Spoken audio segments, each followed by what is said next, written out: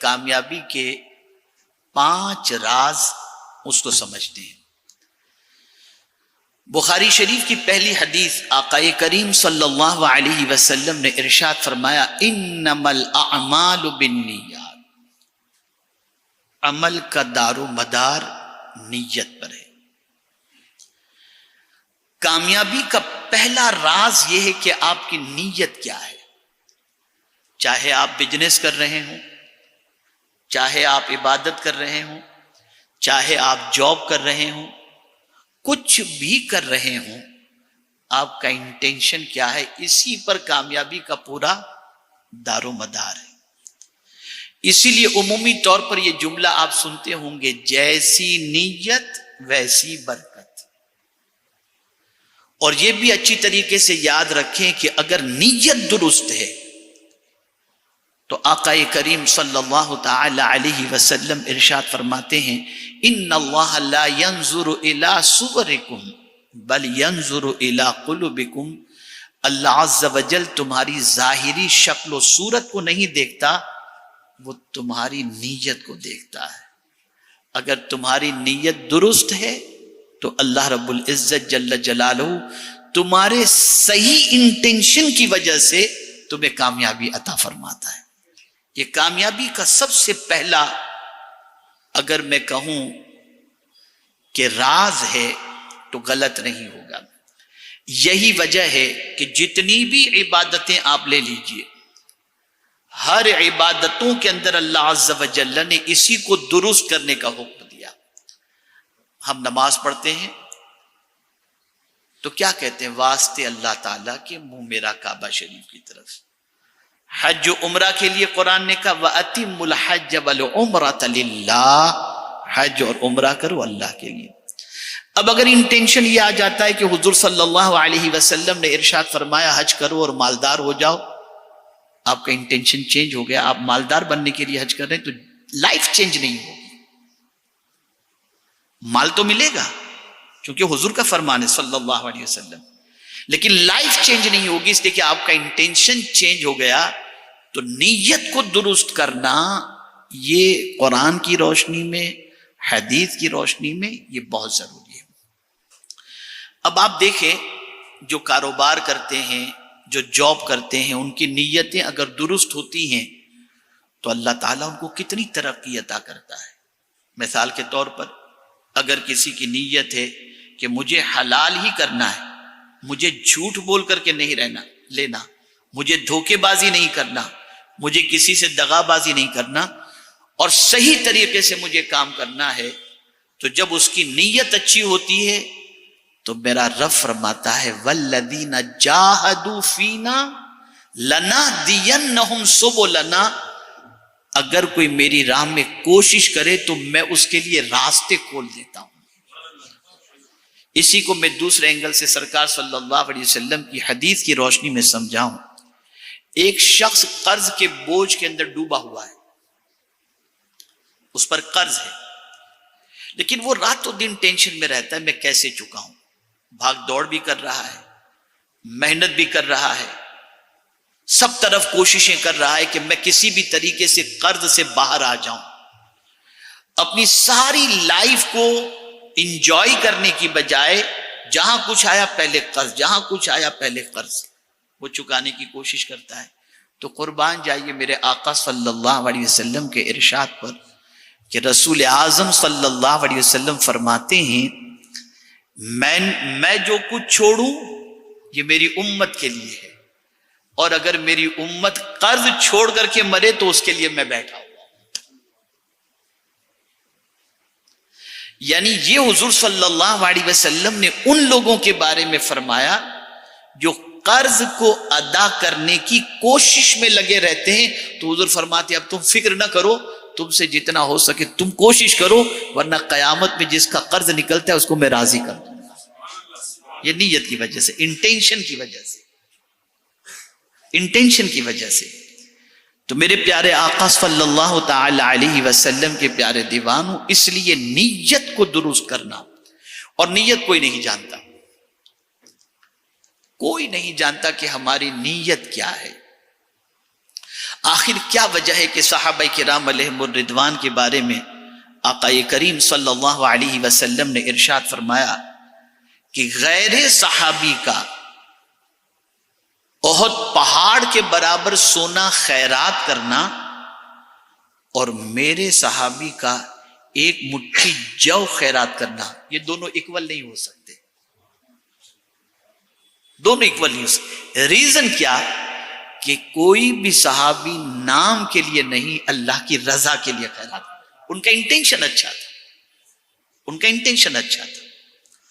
تو نیت کا درست کرنا یہ کامیابی کا پہلا راز ہے اور کامیابی کے سلسلے میں پہلا اسٹیپ ہے۔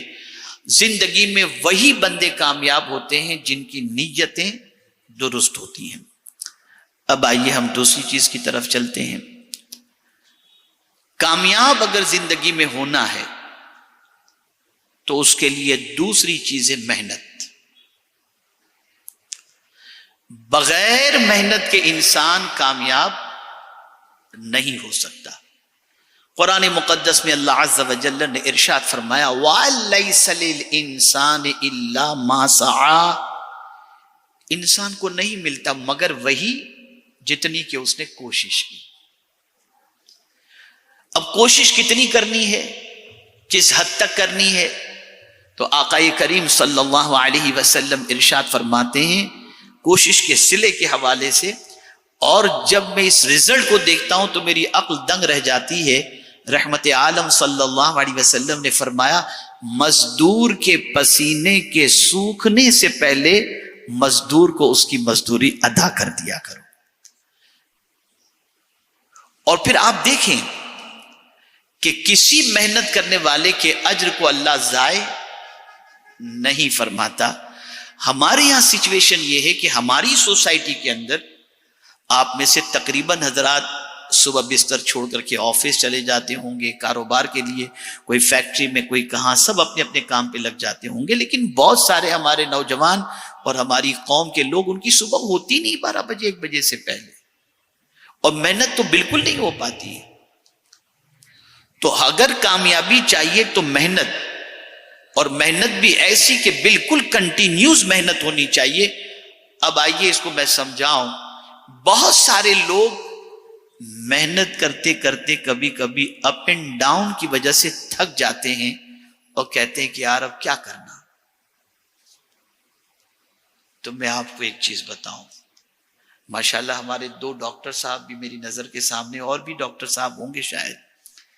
ECG کو آپ نے دیکھا ہوگا، ECG میں اگر سیدھی لائن آ جائے نا تو فنش،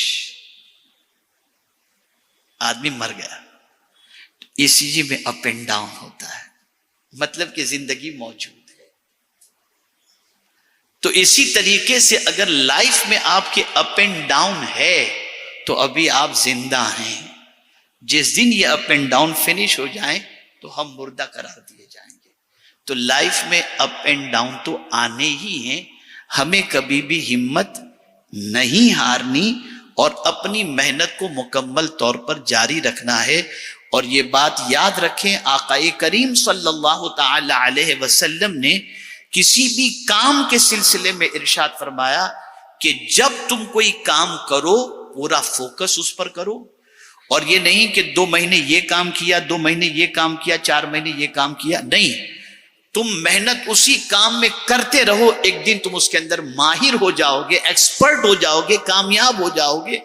اور اگر ہزارہا محنتوں کے باوجود تمہیں اس میں کوئی نتیجہ نہیں نکلتا تو پھر تم اپنے طریقے کو چینج کر سکتے ہو۔ ہمارے یہاں یہ ہوتا ہے، تھوڑے تھوڑے دنوں میں ہم لائن چینج کر دیتے ہیں اور دوسری چیزوں کی طرف توجہ دے دیتے ہیں۔ تو میرے پیارے آقا صلی اللہ تعالی علیہ وسلم کے پیارے دیوانوں، محنت یہ بے پناہ ضروری ہے، اور جو بھی محنت کرے گا، یہاں پر یہ بات خاص طور پر سمجھنے کی ہے، غریب کا بچہ بھی محنت کرے تو وہ کامیاب ہو جائے گا، امیر کا بچہ بھی محنت کرے تو وہ کامیاب ہو جائے گا، بادشاہ کا بچہ بھی محنت کرے تو وہ بھی کامیاب ہو جائے گا۔ محنت شرط ہے۔ آقا کریم صلی اللہ علیہ وسلم نے صحابہ کو محنت کی طرف ابھارا، رسول رحمت صلی اللہ علیہ وسلم نے اپنی قوم کو دینے والا، اپنی امتیوں کو دینے والا بنانے کے لیے فرمایا خیر الید ید العلیا، بہترین ہاتھ وہ ہے جو اوپر والا ہو۔ ابھی میری کچھ ذمہ داروں کے ساتھ میٹنگ تھی مالیگاؤں کے اندر اور بنگلور کے اندر، کچھ سربراہ افراد تشریف لائے تھے اور کچھ ڈسکس چل رہا تھا۔ میں سمجھتا ہوں کہ یہاں بھی اس وقت میمن کمیونٹی کے ہی اپنے زیادہ تر حضرات ہیں، تو بات چلی سورت میں اور مالیگاؤں میں، دونوں جگہ پر۔ تو مجھ سے کہنے لگے اپنی قوم میں ہم یہ کر رہے ہیں، یہ کام کر رہے ہیں، یہ کام کر رہے ہیں، یہ کام کر رہے ہیں۔ مجھے خوشی ہوئی سن کر۔ تو میں نے ان سے ایک کویشچن کیا کہ مجھے یہ بتائیے کہ آپ اتنا سارا قوم کے لیے کام کر رہے ہیں، آپ کی قوم نے کتنی ترقی کی مجھے بتائیے۔ کہ نہیں ماشاءاللہ کافی ترقی کرے۔ میں نے کہا آپ کے پاس کیا اس کا کرائٹیریا ہے؟ آپ کس اعتبار سے کہتے ہیں کہ قوم کا کرائٹیریا جو ہے، یہ اس کرائٹیریا کے مطابق ہماری قوم نے ترقی کی؟ انہوں نے کہا ماشاءاللہ پڑھ لکھ رہے ہیں بچے لوگ، گھر ہے، ساری چیزیں ہیں، کام کاج کر رہے ہیں، ساری چیزیں۔ میں نے کہا نہیں، میرے نزدیک ایک ہی کرائٹیریا ہے اور وہ یہ ہے، آپ دیکھو کہ آپ کی قوم کے اندر لینے والے بڑے یا دینے والے بڑے۔ اگر لینے والوں کی تعداد بڑھی ہے تو آپ کی قوم ترقی نہیں کی، اور اگر دینے والوں کی تعداد بڑھی ہے تو آپ کی قوم نے ترقی کی ہے۔ یہ ایک کرائٹیریا ہوتا ہے۔ سرکار دینے والا بنانا چاہتے تھے، اس لیے کہ ظاہر سی بات ہے جو لینے والا ہوتا ہے اس کی آبرو محفوظ نہیں ہوتی، وہ احساس کمتری کا شکار ہوتا ہے۔ ہمیں محنت کر کے، مشقت کر کے، ایجوکیشنل اعتبار سے، بزنس کے اعتبار سے، دیانتداری کے اعتبار سے ہمیں محنت کرنی ہے۔ ہمارے بہت سارے وہ لوگ جو ایز اے ایمپلائی جاب کرتے ہیں، ان کی بھی سچویشن کیا ہوتی ہے، صبح اگر ان کو 10 بجے کا کہا گیا تو جان بوجھ کر 10:30 بجے ہی آئیں گے، اس لیے کہ وہ 10 بجے آنا یہ سمجھیں گے کہ یار چلتا ہے۔ یہ ایک مینٹلٹی ہے، اس کی عزت کبھی نہیں بن سکتی، وہ کبھی کامیاب نہیں ہو سکتا۔ اور میری نظر کے اندر ایسے بہت سارے بزنس مین ہیں کہ جو آج بڑے بزنس مین بن گئے، اس کی ایک وجہ یہ بھی بنی کہ جب وہ ایز اے پارٹنر یا ایز اے ایمپلائی کسی اچھے بیپاری کے ساتھ کام کرتے تھے تو ان کا ٹائم پر آنا، بھرپور محنت کرنا، اسے دیکھ کر بہت سارے بیپاریوں نے اسے اپنا ورکنگ پارٹنر بنا لیا۔ یہ میں آپ کو اپنا تجربہ بتا رہا ہوں، میری زندگی میں دیکھی ہوئی چیزوں کو بتا رہا ہوں۔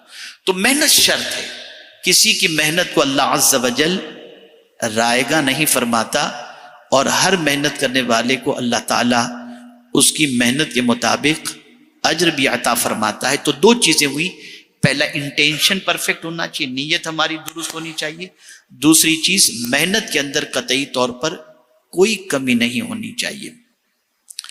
تیسری چیز وقت کی قدر کرنا، ٹائم۔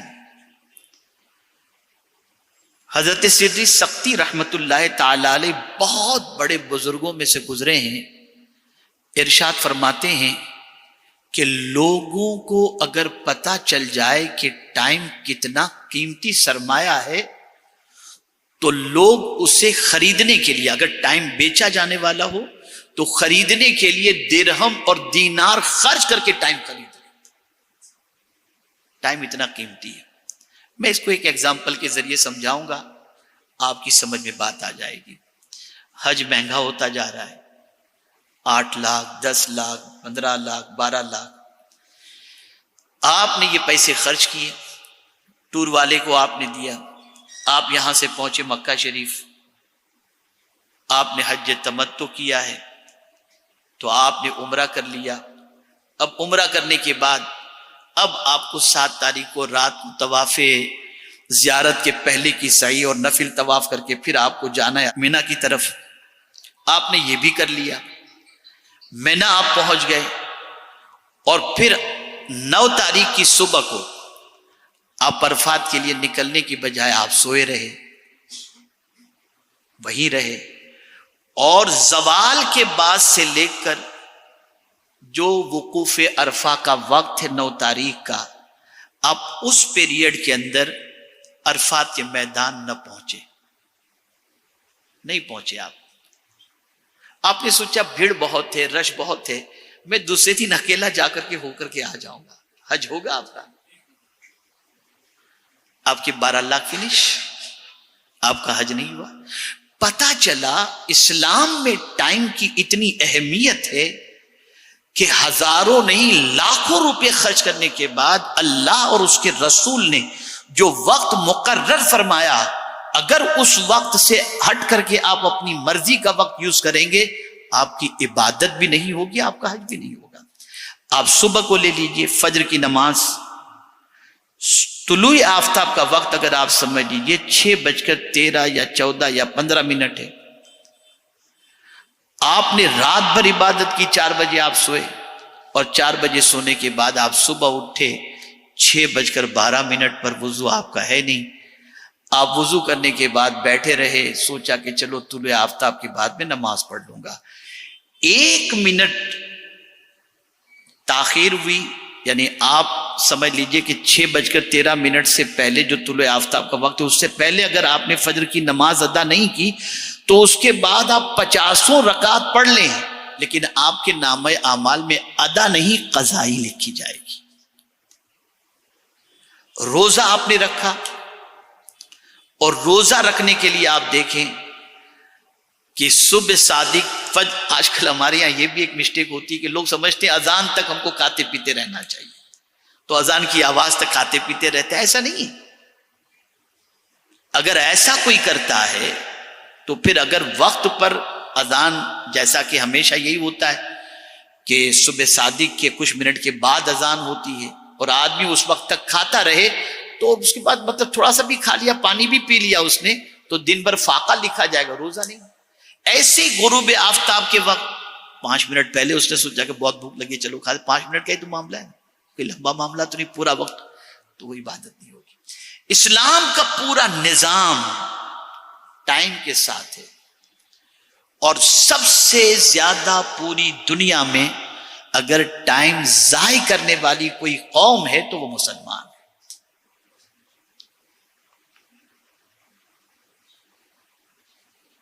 تو وہی بندہ کامیاب ہوتا ہے جو اپنے ٹائم کی قدر و قیمت کو سمجھتا ہے، ٹائم کو پرفیکٹ یوٹیلائز کرتا ہے، ٹائم کو پرفیکٹ یوز کرتا ہے۔ اسی لیے حضور صلی اللہ تعالی علیہ وسلم نے ارشاد فرمایا، ہم یہ نہ سمجھے کہ یہ ٹائم کوئی چیز نہیں ہے، نہیں، اللہ کی امانت ہے۔ آقا کریم صلی اللہ علیہ وسلم ارشاد فرماتے کہ قیامت کے دن بندہ اپنی جگہ سے ہل نہ سکے گا جب تک کہ 5 کویشچن کے وہ جواب نہ دے دے۔ پہلا کویشچن ہی ٹائم کا ہوگا، اور وہ یہ ہوگا عن عمرہ فیما افنا، بندے تو نے اپنی عمر کس کام میں خرچ کی، پہلا کویشچن۔ اور یہ نہ سمجھنا کہ یہ بہت ایزی ہے، لا تزول آیا ہے، یعنی اپنی جگہ سے قدم ہل نہیں سکیں گے، اور پہلا کویشچن ہوگا بندے تو نے عمر کس کام کے اندر گزاری۔ باقی کویشچن تو ایک طرف رکھیے، اگر یہی پہلے کویشچن کے جواب کو ہم پوری عمر کو چھوڑیے، صرف آج کے ایک دن کے بارے میں اگر اللہ ہم سے پوچھ لے کہ بندے آج کا دن تو نے کس کام میں گزارا، تو میں یہ سمجھتا ہوں کہ جواب دینا مشکل ہو جائے گا، تو پوری عمر کی بات تو بہت دور کی رہی۔ تو عرض کرنے کا منشا یہ کہ دنیا میں وہ بندے کامیاب رہتے ہیں جو بندے وقت کی قدر و قیمت کرتے ہیں، وقت کا خیال کرتے ہیں، اور وقت کو صحیح معنوں میں یوٹیلائز کرتے ہیں۔ ایک اسٹوڈنٹ بھی اسی وقت کامیاب ہوگا جو ٹائم کی قدر کرے گا، ایک بزنس مین بھی اس وقت کامیاب ہوگا جب وہ ٹائم کی قدر کرے گا، ایک ایمپلائی بھی اس وقت کامیاب ہوگا جب وہ ٹائم کی قدر کرے گا۔ تو جب تک کہ ٹائم کی قدر نہیں ہوگی بندہ کامیاب نہیں ہو سکتا۔ اور آپ دیکھ لیں، میں آپ کو چیلنج کے ساتھ کہتا ہوں کہ جتنے بھی کامیاب انسان آپ تلاش کریں گے، ہر کامیاب انسان کی زندگی کے اندر ان کا ٹائم شیڈول سیٹ ہوگا، اور ٹائم کو یوٹیلائز کرنے کی ان کی پلاننگ آپ کے سامنے ہوگی۔ میں ایک بات رہ گئی مجھے جو عرض کرنی تھی محنت کے حوالے سے۔ ہمارے بہت سارے ساتھی یہ کہتے ہیں بہت زمانے سے حضرت محنت کرتے ہیں لیکن کچھ نہیں ہوتا، سنتا رہتا ہوں میں، لوگ آتے کہتے ہیں. تو میں آپ کو ایک چیز بتا دوں، نماز آپ بھی پڑھتے ہیں، نماز ہم بھی پڑھتے ہیں، ہے نا، لیکن اگر نماز ہم نے ادا کی، انگوٹھا لگا کہ نہیں لگا، انگلیاں لگی کہ نہیں لگی، وضو درست تھا کہ نہیں تھا، اگر یہ ساری چیزیں ہماری پرفیکٹ نہیں ہیں اور ہم نے نماز ادا کی تو مکروہ تحریمی بھی ہو رہی ہے، واجب الاعادہ بھی ہو رہی ہے، اور نماز کی برکات ہمیں صحیح طور پر نہیں ملتی، اس لیے کہ نماز کے مسائل کو ہم نے جانے بغیر یا نماز کو جیسے پڑھنا چاہیے ویسی ہم نے نماز نہیں پڑھی. محنت کا بھی ایسی مسئلہ ہے، کروڑوں لوگ محنت کرتے ہیں لیکن کامیاب چند ہی لوگ ہوتے ہیں. تو آج جو چیز ایک خاص طور پر میں سمجھانا چاہتا ہوں وہ یہ ہے کہ محنت کے ساتھ ساتھ محنت کا طریقہ بھی سیکھنا ضروری ہے. جب تک کہ محنت کا طریقہ آپ نہیں سیکھیں گے اس وقت تک آپ کی محنت صحیح معنوں میں رزلٹ آپ کے سامنے پیش نہیں کرے گی. تو اس بات کو بھی خاص طور پر ذہن میں رکھنا ہے کہ ہم محنت کیسے کر رہے ہیں، کس طریقے سے کر رہے ہیں. کیا وجہ ہے کہ کپڑا مارکیٹ کے اندر ملتا ہے، فٹ پاتھ پہ بھی شرٹ ملتا ہے، اور اسی کے ساتھ ساتھ جو ہے وہ برانڈیڈ کے بھی شرٹ ملتے ہیں، لیکن اتنا گیپ کیسے، اتنا فرق کیسے کہ آپ برانڈیڈ لیتے ہیں تو 20,000 کا اور نارمل لیتے ہیں تو آپ کو 2,000 کا مل جاتا ہے. تو اس میں کپڑے کی فنیشنگ، کپڑے کا معاملہ، پھر بٹن کا معاملہ، پھر اسٹیچ کا معاملہ، فنیشنگ کا معاملہ، یہ ساری چیزیں اتنی پرفیکٹ ہوتی ہیں کہ اس کی بنیاد پر اس محنت کا صلہ اسے پرفیکٹ مل جاتا ہے. تو یہ ہمیں زندگی میں سمجھنا ہے اور اسے دیکھنا ہے. تو میرے پیارے آقا صلی اللہ تعالی علیہ وسلم کے پیارے دیوانوں، تیسری چیز آئی وقت کی قدر کرنا، اپنے ٹائم کو صحیح طور پر یوٹیلائز کرنا. اور جو ٹائم کو صحیح طور پر استعمال کرتا ہے اللہ تعالیٰ اسے ضرور کامیابی عطا فرماتا ہے. چوتھی چیز، سادگی. اپنی لائف کو ہمیشہ ایسی رکھیں کہ اس طریقے کی لائف ہمیشہ گزارنے کے اندر ہمارے لیے ایزی ہو. اس لیے کہ انسان نہیں جانتا کب اس کے ساتھ کیا معاملات ہونے والے ہیں، کب اس کے ساتھ کس قسم کی پوزیشن آنے والی ہے.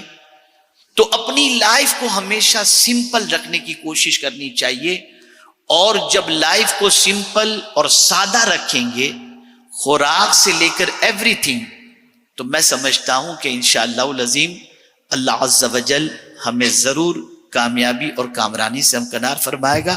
اب آج کے دور کے اندر سادگی سے جو چیز روکتی ہے اور ایک مینٹلٹی ہماری بنی ہوئی ہے، اور وہ یہ دنیا، یار دنیا کیا سوچے گی، ایک وہ دنیا کا یہ تصور، دنیا کو دنیا دنیا دنیا، یہ ایک جو مینٹلٹی ہے نا، تو یہ مینٹلٹی شیطان جو ہمارا دشمن ہے وہ ہمارے اندر یہ چیزیں پیدا کرتا ہے. اس کو قرآن نے مینشن کیا ہے، وَلَأُضِلَّنَّهُمْ وَلَأُمَنِّيَنَّهُمْ وَلَآمُرَنَّهُمْ. یہ قرآن مقدس میں اللہ عز و جل ارشاد فرماتا ہے کہ شیطان نے اللہ عز و جل کی بارگاہ میں عرض کیا، اور میں ضرور انہیں گمراہ کروں گا، اور میں ضرور انہیں جھوٹی امیدوں میں رکھوں گا، اور میں ضرور حکم دوں گا انہیں. یعنی جھوٹی امید، ہم یہ کریں گے تو ایسا ہوگا، ہمارا ایسا رہیں گے تو اس طریقے سے ہماری لائف اسٹائل، لیونگ اسٹینڈرڈ، یہ ساری چیزیں. اب ہماری کیپیسٹی ہے وہ تو الگ چیز ہے، لیکن اگر ہماری کیپیسٹی نہیں ہے اور ہمیں شیطان امید دلا رہا ہے کہ آپ اگر اپنی لائف کو اس طرح سے مینٹین کریں گے تو یہ ہوگا، سوائے یہ جھوٹی امید کے نتھنگ اور کوئی چیز نہیں. یہ سب سے بڑا شیطان کا حربہ ہوتا ہے جو ہمارا سب سے بڑا دشمن ہے، اور وہ ہمیں ذلیل کرنے کے لیے، رسوا کرنے کے لیے، تباہ کرنے کے لیے، ناکام کرنے کے لیے اس طریقے کے ارمان ہمارے دلوں میں پیدا کرتا ہے، اور یہ خواہشات پیدا ہوتی ہیں. میں نے تو آج ایک دوسری آیت جب میں نے پڑھی تو اللہ اکبر، ایک عجیب کیفیت پیدا ہوئی. قرآن مقدس میں شیطان کا ایک دوسرا فریب جو ہے اللہ عز و جل نے بیان فرمایا یعدہم ویمنیہم وما یعدہم الشیطان الا غرورا، شیطان وعدے کرتا ہے ان سے اور امیدیں دلاتا ہے انہیں، اور وعدہ کرتا ان سے شیطان مکر و فریب کا، یعنی امید دلاتا ہے ایسا کرو گے نا تو یہ ہو جائے گا، ایسا کرو گے۔ تو آج آپ دیکھیں جتنا بھی دنیا کے اندر اللہ ماشاء اللہ آپ سب کاروبار کرتے ہیں، اور اللہ کا فضل ہے کہ الحمدللہ آپ لوگ سب کافی حد تک دین کو جانتے ہوئے صحیح طور پر کاروبار کرتے ہیں، لیکن میکسیمم دنیا کے اندر دیکھیں تو آپ کو پتا چلے گا کہ اس طریقے سے امیدیں دلائی جا رہی ہیں۔ اب آج کل آپ دیکھتے ہوں گے یہ رمی اور کیا کیا پتہ نہیں کیا کیا سب آ رہا ہے، لوگ بھاگے جا رہے ہیں اس کے پیچھے، اور سب غلط چیز، یہ شیطان امید دلاتا ہے۔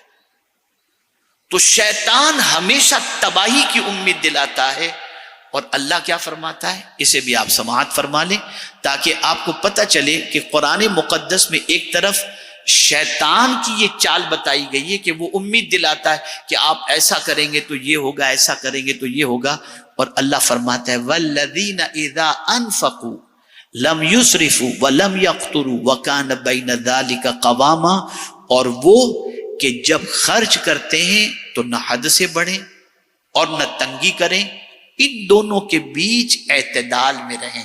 یعنی اللہ کے نیک بندوں کی عادت یہ ہے کہ فضول خرچی بھی نہیں کرتے اور تنگی بھی نہیں کرتے، درمیان میں مڈل میں رہ کر کے وہ اپنی زندگی گزارتے ہیں۔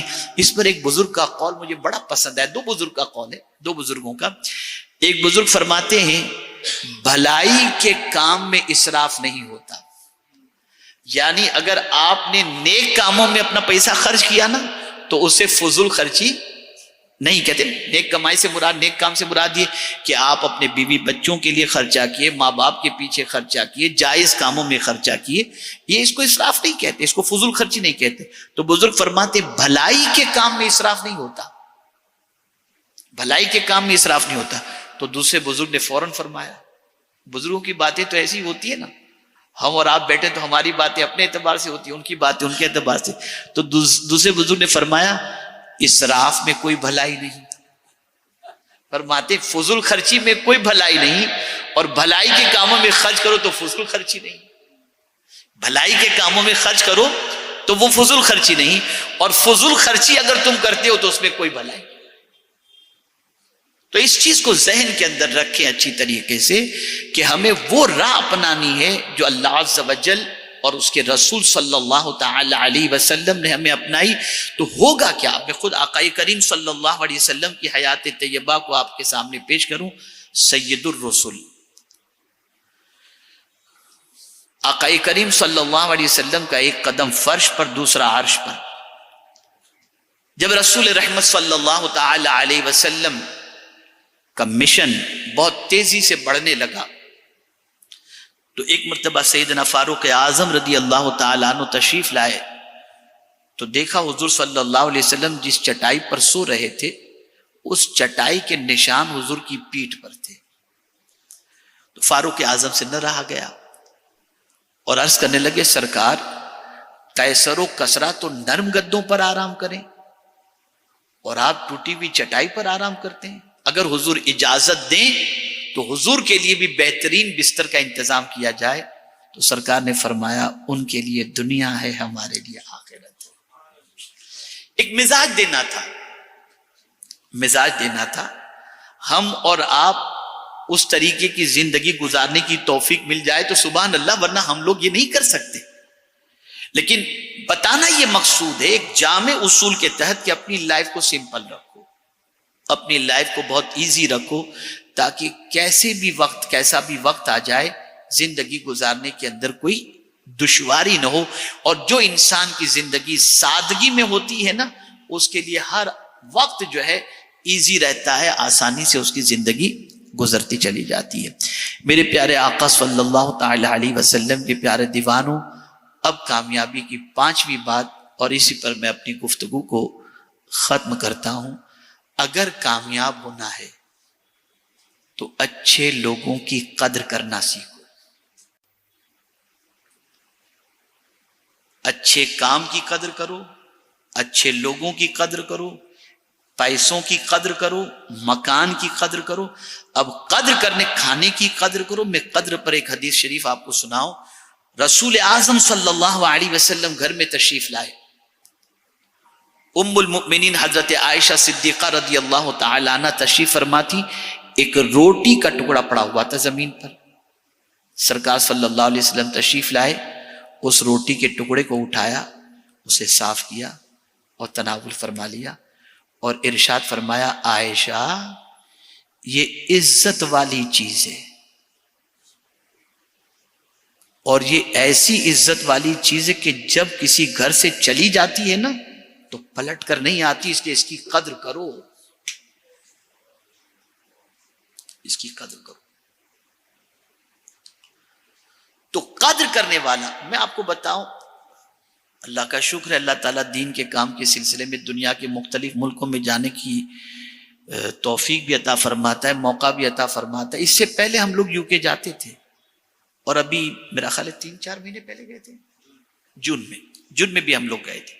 لیکن اس سے پہلے والی پوزیشن میں اور جون میں نے فرق محسوس کیا.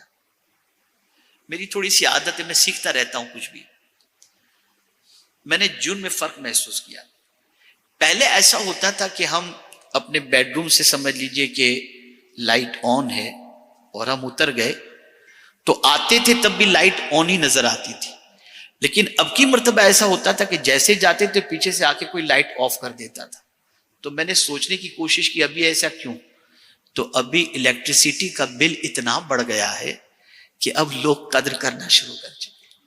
یہ قدر پہلے سے ہونی چاہیے.